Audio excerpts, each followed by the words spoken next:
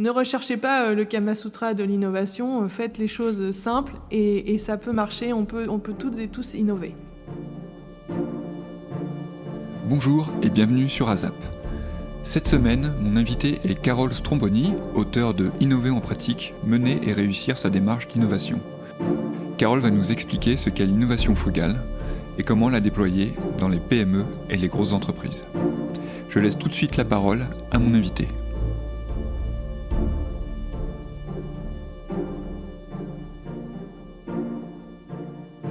Bonjour à toutes et tous, donc moi je suis Carole Stromboni. Je suis un bisounours, moi, dans le monde de l'entreprise. J'aime bien quand les gens se parlent bien, travaillent bien ensemble, sont un peu francs. Donc c'est un peu à contre-courant de pas mal de mouvements de management. Dans la vraie vie, j'entends, parce que dans le discours, c'est souvent ce qu'on dit. Sinon, je suis aussi type 7, donc je suis très enthousiaste. Et pour les personnes qui sont fans d'astrologie, je suis Capricorne, donc je suis aussi... j'aime bien quand les choses avancent. Moi, je travaille dans le digital et l'innovation depuis une quinzaine d'années. J'ai, après mes études assez généralistes à Sciences Po et à HEC, moi je suis sortie, j'ai commencé à travailler vraiment après plein de stages à 27 ans. J'ai commencé dans le conseil, en management et en conduite du changement, chez Capgemini Consulting, plutôt dans le secteur public, parce que c'est là où je voyais du sens. On parlait pas de sens à l'époque, pas de raison d'être comme aujourd'hui, mais en tout cas, moi, j'en avais besoin et c'est vers ce domaine-là que je me suis tournée. Donc, comment moderniser l'administration ? J'adorais le digital déjà avant que ce soit à la mode. Ça s'appelait système d'information, c'était pas sexy, mais c'était ce que moi, j'avais envie de travailler. Je pensais que c'est là qu'on pouvait vraiment changer les choses. Donc j'ai fait beaucoup de digital, beaucoup de simplification, beaucoup de modernisation et ensuite j'ai travaillé pendant 10 ans au Seine-Saint-Denis, pour le département de la Seine-Saint-Denis, sur ce territoire où j'habite d'ailleurs, puisque j'habite à Pantin. Et j'ai beaucoup œuvré pour, pareil, simplifier les processus de travail, mettre en place des démarches agiles, même quand ça s'appelait pas encore agile. Beaucoup de gestion de projet, de gestion de programme, toujours sur du digital, et j'ai découvert l'innovation telle qu'elle est aujourd'hui, un peu théorisée il y a 5-6 ans. Je me suis aperçue qu'on pouvait faire des choses rapides, des sprints créatifs en 4 jours, on pouvait prototyper, avoir des idées, des premières expériences. J'ai trouvé ça assez magique, l'innovation. J'ai trouvé que ça permettait de redonner de l'espoir dans le travail, qu'on pouvait soi-même en tant que salarié se dire je peux changer quelque chose, ça peut arriver, je peux le tester. J'ai trouvé ça très très émancipateur finalement, l'innovation, très porteur d'espoir quand on veut changer les choses, les améliorer. Et j'ai beaucoup appris, je me suis formée, j'ai fait un diplôme universitaire de design thinking avec Paris Descartes. J'ai rencontré plein de gens qui innovaient, j'ai vraiment adoré cet état d'esprit. Pour moi, l'innovation, c'est avant tout un état d'esprit, c'est aussi des techniques, c'est ce dont je parle dans mon livre que je viens de publier chez Erol sur ce sujet de l'innovation.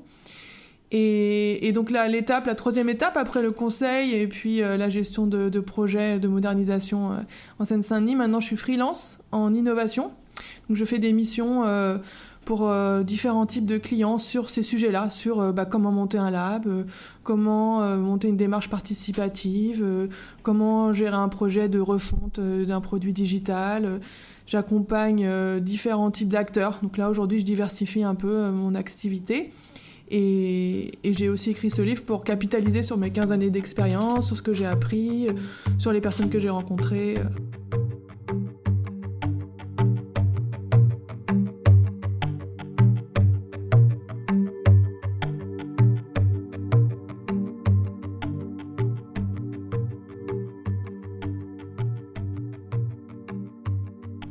L'innovation, c'est un mot valise aujourd'hui. En fait, on peut tout mettre, tout et n'importe quoi. Moi, ce à quoi je suis attachée, c'est dire que l'innovation, c'est une idée. Donc, c'est comme on avait avant une invention, une idée d'amélioration. Mais c'est surtout quelque chose qui se matérialise, donc qu'on exécute, et quelque chose qui est utilisé, donc où il y a un engagement des personnes. Et pour moi, l'innovation aujourd'hui, ça a changé parce qu'on peut plus facilement exécuter, créer des choses qui nous paraissent évidentes, grâce notamment au digital. On peut créer une application sans être un expert informatique, on a plein d'outils de prototypage, il commence à y avoir une certaine mentalité d'identifier les points de blocage et ensuite de travailler là-dessus. C'est pour ça qu'il y a de plus en plus de start-up. On parle aussi plus d'innovation parce qu'il y a plus de financement pour tout ce qui est start-up, il y a plus d'argent qui est investi sur ces sujets-là.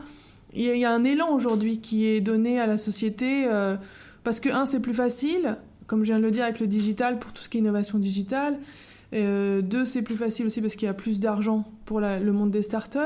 Et je pense aussi qu'il y a un élan un peu avec tous ces Américains qui tirent l'innovation avec les Facebook, les Amazon, les Google qui créent du rêve en fait. On commence à avoir une sorte de grand récit du tout est possible, il faut innover, regarder, c'est possible. Et donc je pense que cette partie un peu récit, rêve, attire beaucoup de monde et rend l'innovation encore plus désirable aujourd'hui qu'elle a pu l'être il y a 10 ans. Moi, il y a 10 ans, effectivement, moi, j'entendais pas parler spécialement d'innovation. Même si elle était là, dans mes métiers, on parlait digital, oui, mais on parlait pas d'innovation comme on en parle aujourd'hui.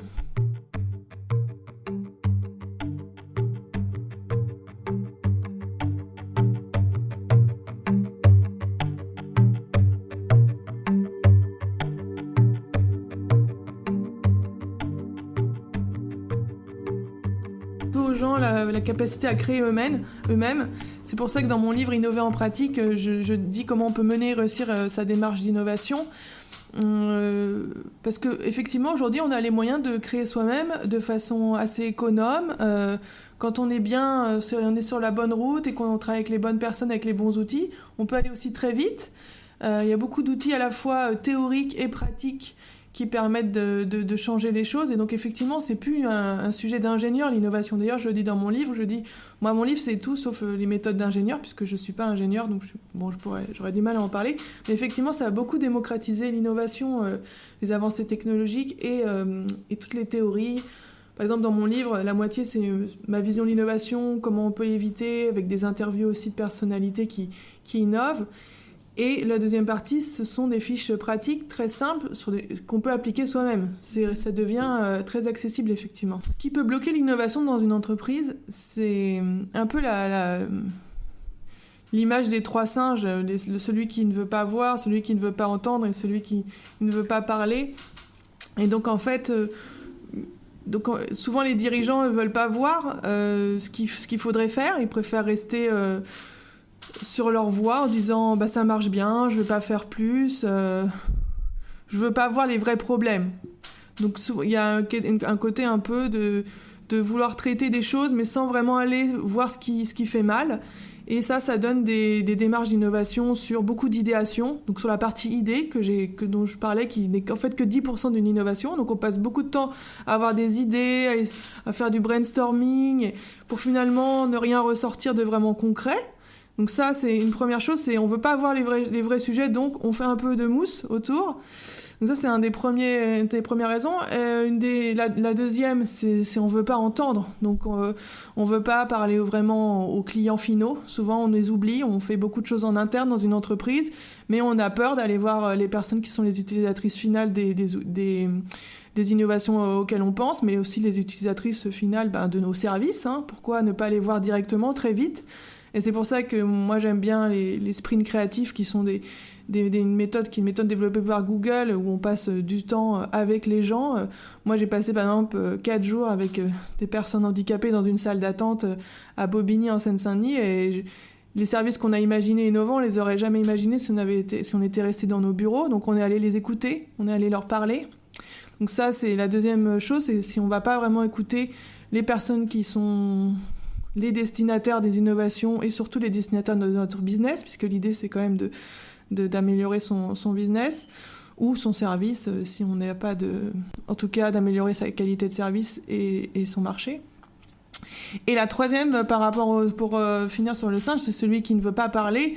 Donc en fait c'est aussi ce dont on parle beaucoup, c'est la culture de la confiance, c'est pouvoir libérer la parole. Et souvent, il y a un double discours dans les entreprises. C'est oui, vous pouvez dire, mais faut pas.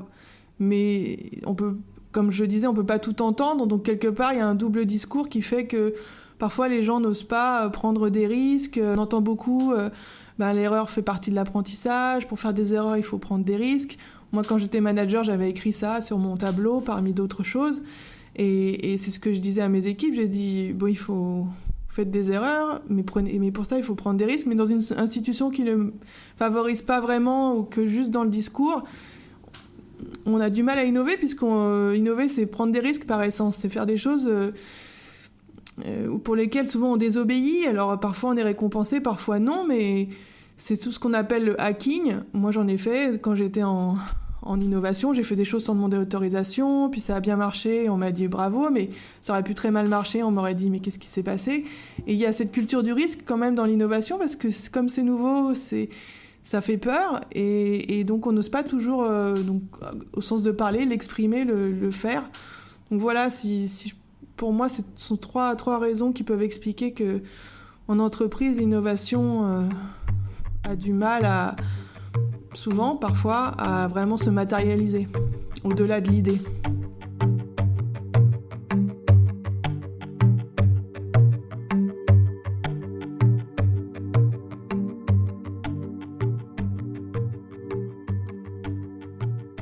Dans mon livre, qui est un livre pratique vraiment sur comment on fait concrètement, j'essaie de donner des clés en fonction de là où sont les entreprises, parce que tout le monde a une culture différente. Et mon livre, il s'adresse aux dirigeants de PME, et plus largement aux personnes intéressées, mais surtout aux dirigeants de PME qui doivent innover, qui ont envie de le faire, mais qui ne savent pas comment. Et donc moi, voilà un peu les étapes qui vous permettront d'innover. Il y a 3 composantes importantes que je développe. La première, c'est tout ce qui est humain. Ça a l'air évident, mais il faut travailler sur la formation des gens.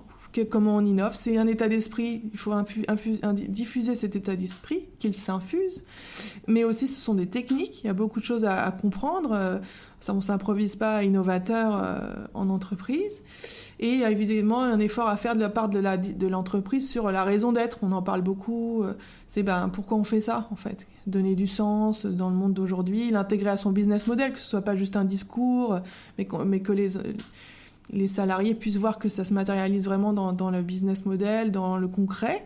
Donc il y a toute une partie sur l'humain qu'il faut travailler, et certaines structures comme par exemple Numa à Paris, qui était un prestataire de mission d'innovation avec qui j'avais travaillé, je les avais missionnés sur mon laboratoire d'innovation que j'avais monté il y a quelques années, et eux maintenant ils se ressentent que sur la formation, parce que vraiment ils s'aperçoivent que c'est le cœur, c'est comment les gens appréhendent l'innovation. Il y a aussi un langage commun qu'il faut maîtriser. Donc dans mon livre, par exemple, j'ai un glossaire à la fin qui donne des définitions, parce que ça mêle à la fois des définitions d'innovation, du digital, des anglicismes.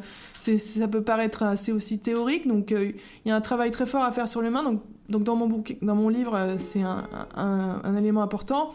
Le deuxième point qui me semble vraiment essentiel, c'est tout ce qui est expérientiel. Donc ça, c'est un peu lié aussi au marketing. Moi, j'adore Seth Godin, qui a sorti un livre récemment sur le marketing, qui est un grand pont du marketing. Et en fait, quand on le lit, ça parle beaucoup d'innovation sur cet aspect expérientiel. C'est ce que je disais, aller voir les gens, tester avec eux, être vraiment dans un rapport expérientiel à l'innovation et dans les services et produits qu'on crée. Donc il y a toute une phase que je détaille sur comment justement créer cette expérience. Et un troisième élément qui est important, qui est la frugalité. Donc effectivement, comment faire tout ça sans dépenser des sommes extravagantes, ou en tout cas en dépensant à bon escient. Parce qu'évidemment, c'est pas gratuit d'innover, ça demande de l'énergie, des ressources humaines, des ressources financières. Mais on n'est pas obligé d'y consacrer des millions d'euros. Et donc là, je développe aussi dans cette partie je donne des clés un peu pour réussir à innover. Donc par exemple, les boucles d'innovation très rapides où on itère, tout ce qui est open innovation, c'est-à-dire savoir travailler en synergie avec d'autres acteurs, créer des relations de confiance productives pour avoir un service qui soit vraiment innovant et utile. Donc ça, je développe aussi toute cette idée de frugalité, et notamment quelque chose qui est assez contre-intuitif, mais qui est très, très important, c'est la démarche effectuale, qui est une démarche américaine qui a été popularisée en France, mais qui consiste à se dire je dois tout donner à un moment. À un moment, j'ai cette somme d'argent, elle est peut-être pas extraordinaire, mais avec ça, je vais réussir, et je dois tout dépenser, tout donner, créer. Et là, on est dans un autre rapport à l'innovation, au projet.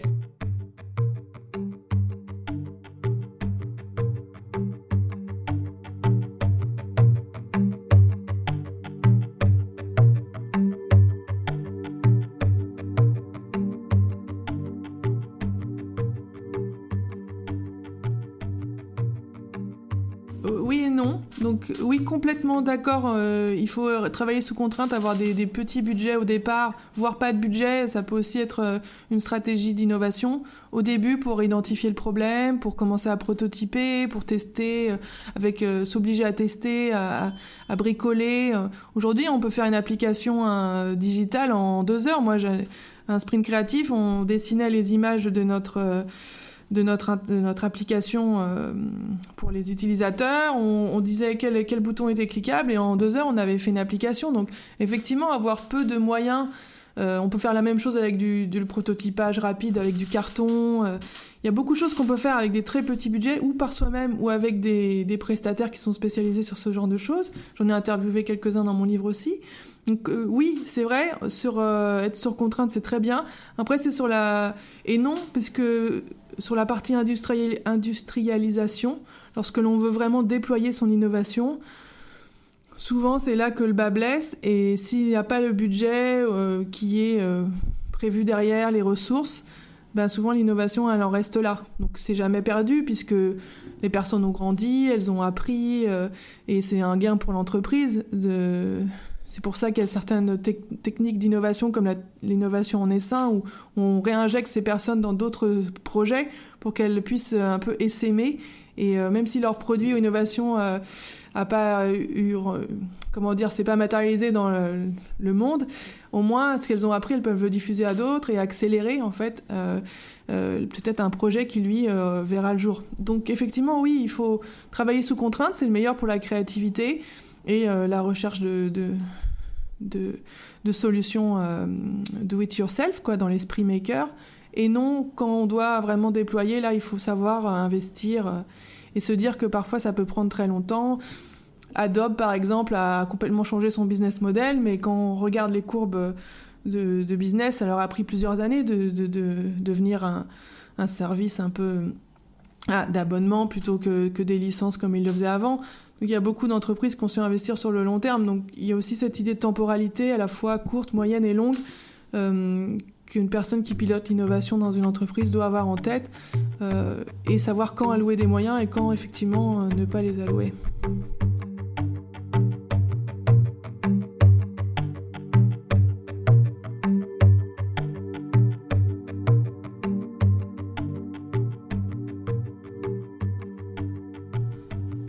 Donc moi je pense vraiment que les PME c'est la meilleure taille pour innover. On a des personnes qui sont les maîtres de leur navire, un navire qui est manœuvrable, qui a une culture sur laquelle on a une action rapide avec déjà des clients, un business model, des choses qui tournent.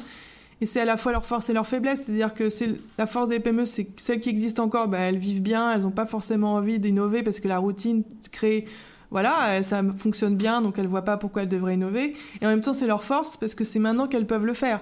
C'est avec ces moyens, cette capacité à manœuvrer leurs équipes qu'elles peuvent le faire.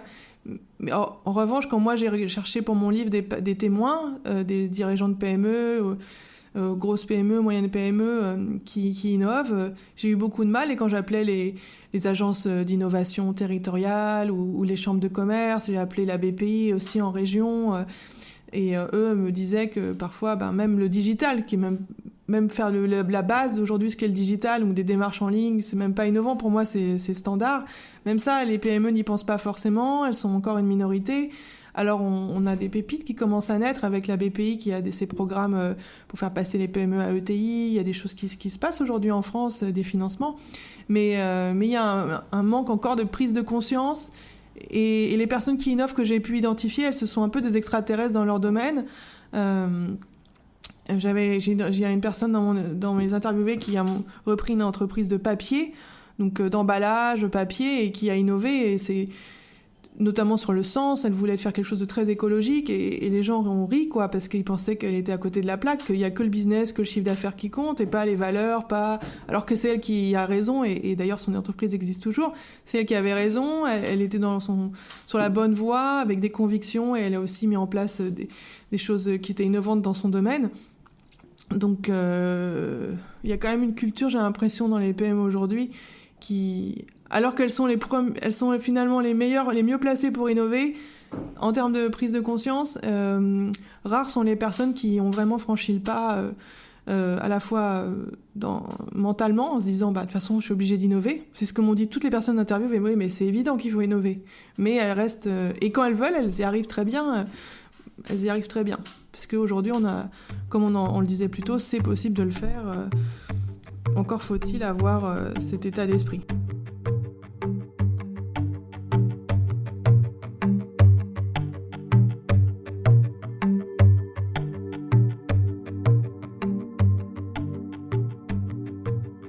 Une des démarches d'innovation qui fonctionne bien, c'est l'intrapreneuriat, c'est-à-dire quand on a des personnes en interne qui ont envie de changer les choses et à qui on donne les moyens de le faire.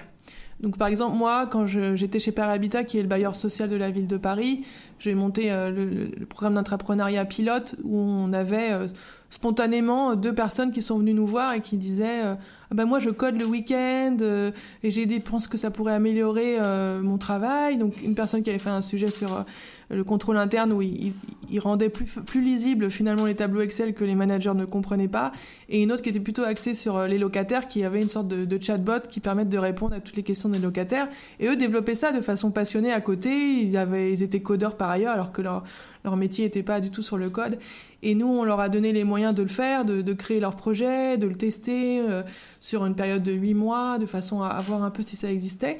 Et c'est génial de voir des personnes à qui on, comme je le disais un peu plus tôt, l'innovation, c'est l'autonomisation, c'est émancipateur, c'est fait pour améliorer sa vie, quoi, parce que le travail, c'est quand même pas la panacée. Donc, c'est vraiment un excellent levier, l'intrapreneuriat.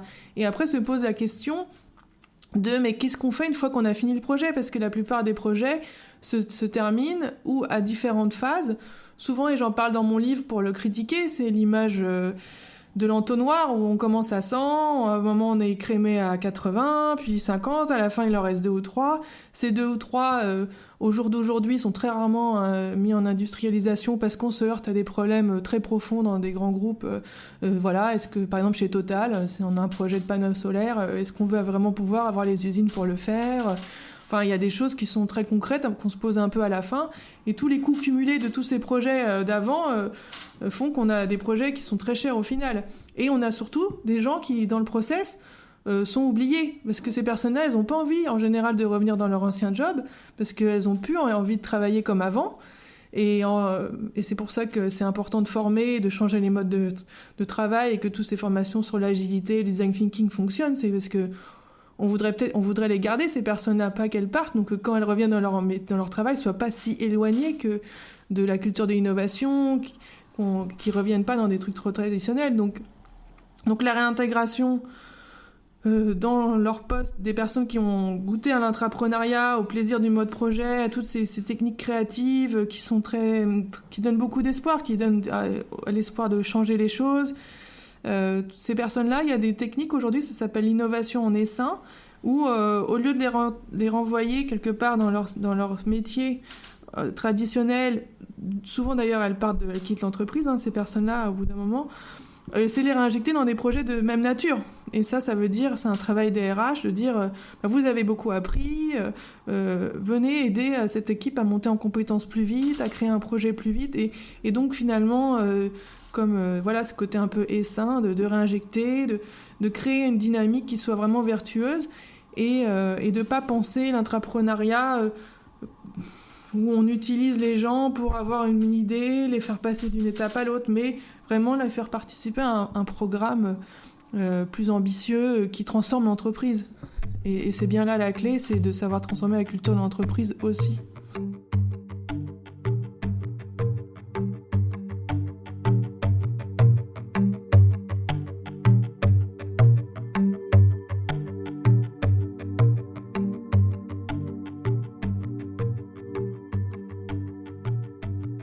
Moi, j'ai beaucoup de lectures. Moi, je lis beaucoup de livres de management. J'ai été manager moi-même. À l'époque, j'en ai lu beaucoup sur comment manager. J'ai fait beaucoup de formations à chaque fois que je pouvais le faire. Donc, c'est ce que je lis le plus. Effectivement, ce sont des essais sur le management ou l'innovation aussi. J'aime beaucoup. Donc, dans mon livre, j'ai fait une bibliographie. Donc, dans mon livre, j'ai écrit une bibliographie commentée. J'ai pas voulu mettre une liste trop exhaustive, mais j'ai donné un peu les livres qui m'avaient le plus marqué ces derniers temps. Moi, je peux en citer 3. Le premier, c'est Seth Godin sur le marketing. Donc tout ce qu'il a écrit, mais aussi son dernier livre sur le marketing, parce que quand je le lis, moi j'ai l'impression de lire sur l'innovation telle que une innovation responsable, une innovation humaine, une innovation utile, pas juste des mots ou des grandes idées. Donc voilà, moi c'est un Américain. J'ai beaucoup aimé dans mes lectures, un de mes livres de chevet, c'est le Game Storming de Macufano et Brown, qui est un livre américain aussi, traduit en français en 2014, qui liste plein de méthodes pour innover, c'est-à-dire des méthodes plutôt d'animation de réunion, de brainstorming, qui sont vraiment sympas. Il y en a une notamment où il faut prévoir le pire et se dire si un projet est mort, pourquoi il est mort au tout début. Des choses assez contre-intuitives qui favorisent l'innovation et qui permettent d'être plus intéressants.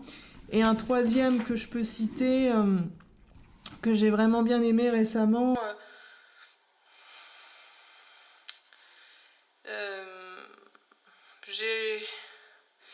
c'est pas récent, mais moi j'ai beaucoup aimé L'âge du fer, le hacking de Michel Lallemand, qui est un chercheur qui parlait du mouvement des hackers dans la région de San Francisco, début des années 2011-2012. Et c'est un des livres qui m'a le plus marqué parce que j'ai été beaucoup dans l'idée du hacking et des makers. Et c'est vraiment intéressant de voir comment les gens réfléchissent de façon différente par rapport à une vision un peu traditionnelle du management.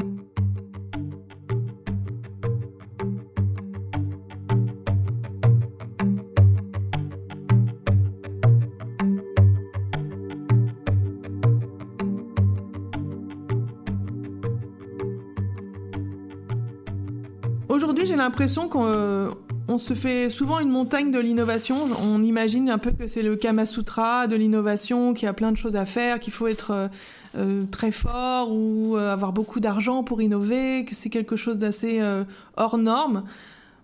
Moi, ma conviction, c'est que c'est accessible à toutes et tous, qu'on peut tous innover à titre personnel, dans sa structure.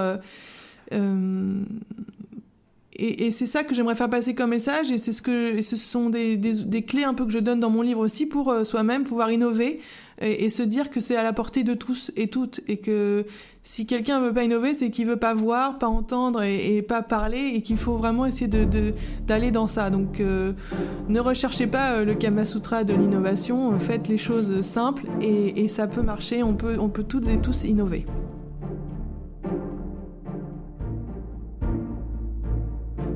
Merci à Carole de s'être prêtée au jeu et je vous donne rendez-vous la semaine prochaine avec un nouveau numéro d'AZAP.